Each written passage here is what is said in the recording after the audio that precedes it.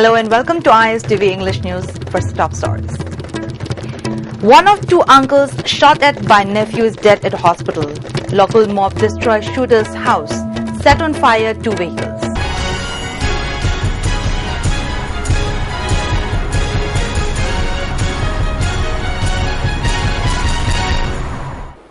Now the news in detail. One of the two brothers who sustained serious injuries when their nephew shot at them yesterday has died at the hospital in the wee hours today. The deceased has been identified as Kulem Krishnamohan of Narimthong Kulem Lekai. The deceased and his brother had rushed into the house of their other brother to stop a fight that was going on between him and his son identified as Kulem Jiten, aged about 38, when their nephew Jiten shot and injured them seriously. The two injured brothers were rushed to hospital where treatment has been going on. But one of them, Krishna Mohan, succumbed to his injuries. As soon as the news of the death was heard, the angry residents of the locality gathered and started destroying the house and properties of Jiten. His vehicle, Scorpio, was set on fire. Another two-wheeler was also destroyed in the fire. Live bullets of AK rifle and empty cartridges of double-barrel gun were recovered from Jiten's house. Top police officials rushed to the spot and brought the situation under control. A local Maira Paibi leader told the ISTV News that there had been two occasions in the past when the said accused, Kulem Jiten, had opened fire. He will not be allowed to live in the locality any longer. Until he is arrested and punished, the dead body will not be accepted. Since 4 live rounds of AK rifle were found inside the house, how is it that he was issued license for AK rifle? All those involved in this nefarious activity must be punished, she demanded. May maru adagi no may kap to bazu masi posi si ek dobu dazu leidana no tawri ado lekai moti ma se mi magda lebiya de ma makura mator hapang amabanina lekai segi ma lehenda ba hai bazu warip se mayam je tumaina launare si ba chang je jitien phati bo di lauroi na tumaina mayam na warip se mayam na ri ma maja masu hinga do bi api ba akoi go me mai ge de thabam di jigi angang si jigi mai ni piche lai lai si jo haijaba khopani na thabam tangdi magi jena bati biwan. It may be recalled that Kulem Jiten had fought with his father Kendrijit yesterday afternoon at their home at Uripok, Narimthong Kulem Lekai. Two brothers of Kendrijit, the deceased Krishna Mohan and Priyoberta, rushed in to stop the fight when Jiten opened fire at them with a double-barrel gun at point-blank range. The two uncles were hospitalized, but Krishna Mohan succumbed to his injuries early morning today. Lamphel police have registered a case in connection with the shooting and subsequent death. But as of now, there is no report of police making arrest of the accused. There is a strong suspicion of the campus of the historic Manipur State Road Transport Corporation MSRTC located at Dimapur in Nagaland being lost forever.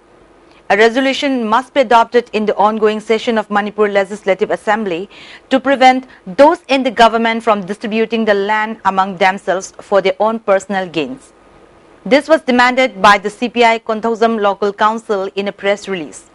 It was heard some time back that some local people of Nagaland were encroaching on the vast land of MSRTC at Dimapur. But now it is being heard that the land is being distributed among some people in the government by changing the land deeds in their names.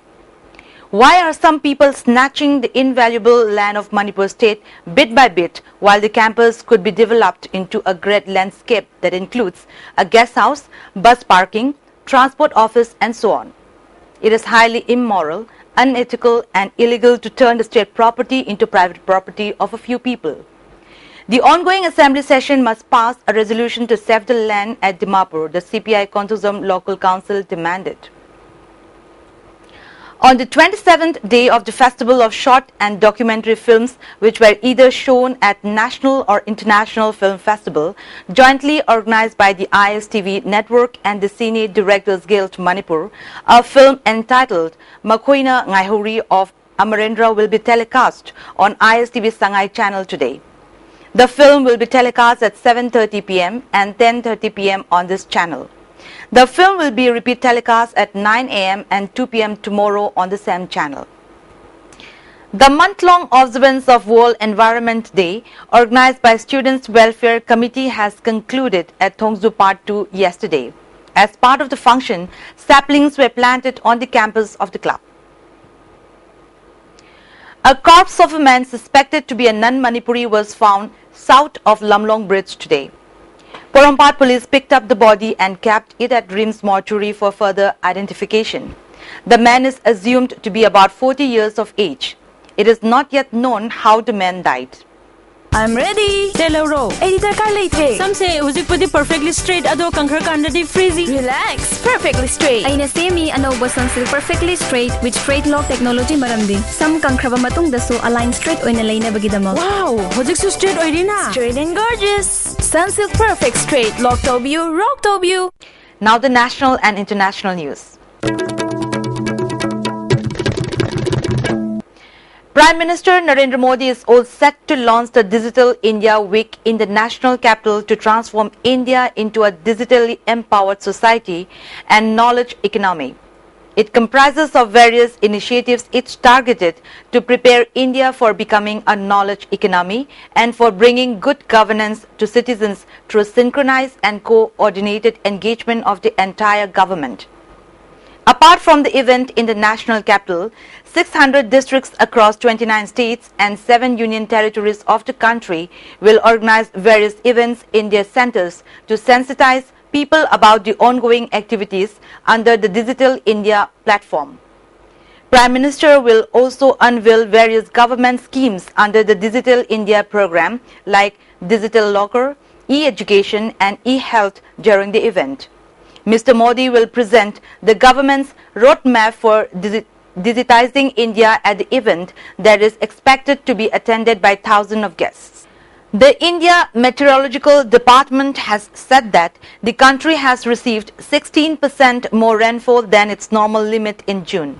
However, since the end of last week, the monsoon seems to have slowed down in several parts of the country which has recorded deficient rain. An official said July is likely to receive 8% less rainfall, while August would receive 10% less rainfall. The southwest monsoon has made its entry on the 5th of June, a delay of 4 days than its normal onset. It also covered entire the country on 26th of this month as compared to its normal date of 15th of July. Iran and world powers gave themselves an extra week to reach a nuclear accord, extending a deadline due to expire on Tuesday, while US President Barack Obama said there would be no deal if all pathways to an Iranian nuclear weapon were not cut off. With talks in the final stress, Iran's President Hassan Rouhani also spoke out, saying his country would resume suspended atomic work if the West breaks its promises. Iran and 6 world powers are working towards an accord that would see Tehran hold sensitive nuclear work for at least a decade in exchange for the lifting of economic sanctions, potentially the biggest breakthrough in decades of hostility between Washington and Tehran. The first free-cornered bipole of Kerala in Uruvikara saw the BJP become a crucial player in the state with a 5-fold increase in votes it garnered. Congress candidate K.S. Sabarinathan won the seat, defeating his nearest rival, the Left's M. Vijayakumar, by a margin of more than 10,000 votes. Congress Chief Minister Omen Chandy, who claimed that his party's victory was an indication that the UDF will come back to power in the assembly elections next year, conceded that the results proved the growing influence of the BJP. The BJP had given a very close contest to MP Shashi Tharoor even during the Lok Sabha elections, he said. This bipole too shows its consistently growing influence among the electorate. Wimbledon openers Bouchard Halep lost. Federer and Nadal have won. 7-time champion Roger Federer, 2-time winner Rafael Nadal and 2013 champion Andy Murray also advanced easily to the second round. A year ago at Wimbledon, Eugenie Bouchard and Simona Halep met in a semi-final showcasing 2 tennis up-and-coming stars. Bouchard won that matchup to reach a Grand Slam final in the 6th major tournament of her career, a month after Halep was the runner-up at the French Open. Back at the All England Club on Tuesday, both women lost in the first round to opponents ranked outside the top 100. For Bochart, also a semi-finalist at the Australian Open and French Open in 2014, it was the latest setback in a season full of them, including 12 losses in her past 14 matches. Before we close, the top stories once again. One of two uncles shot at by nephew is dead at hospital. Local mob destroys shooter's house. Set on fire 2 vehicles. That's all for now, and keep watching ISTV News Update.